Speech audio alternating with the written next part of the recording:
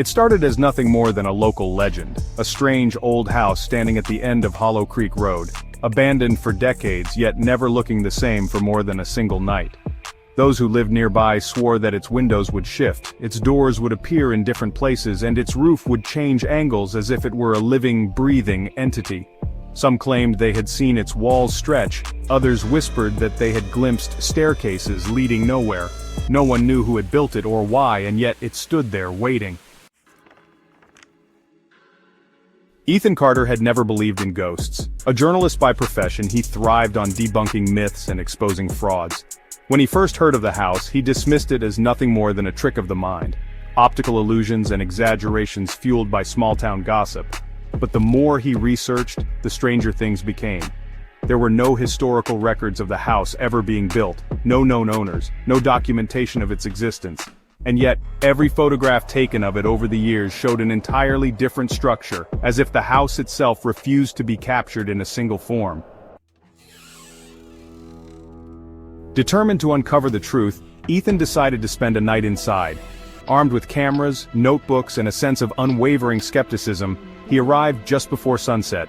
The house, at first glance, was a simple Victorian-style mansion, its wooden exterior worn by time. The windows were boarded up, and the front door hung slightly ajar, inviting him inside. The moment he stepped across the threshold, a deep sense of unease settled over him. The air inside was thick with dust and the scent of decay. The furniture, though covered in white sheets, appeared antique, untouched for generations. His flashlight flickered, and for a brief moment, he thought he saw the walls moving, shifting ever so slightly as if breathing. He shook his head, dismissing it as paranoia. Setting up his cameras, he took note of the layout. The grand staircase leading up to the second floor, a long hallway lined with closed doors, and a vast living room with an old fireplace, its embers long dead. He recorded his findings, speaking into his microphone. Ethan Carter. As expected, nothing unusual so far. The house appears old but stable. The stories are likely exaggerated. I will document any changes overnight. Hours passed. The wind howled outside, and the house remained still. At exactly midnight, Ethan felt the first shift. A low groaning sound echoed through the halls, as if the very foundation was shifting beneath him.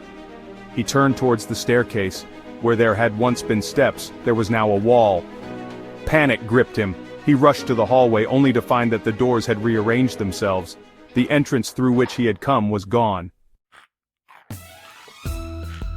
His breathing grew ragged. He checked his cameras, but the footage showed nothing, only static. His phone had no signal. The house was alive. A sudden whisper sent chills down his spine. He spun around expecting to see someone, but the hallway was empty. The whispering grew louder, voices overlapping, unintelligible yet urgent. Unseen voices. VO. Leave. Run. But there was nowhere to go.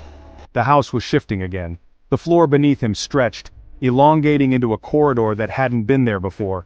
The walls pulsed, morphing, reshaping themselves into something unfamiliar.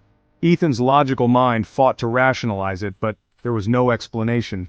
He had walked into something unnatural, something that defied the very laws of reality.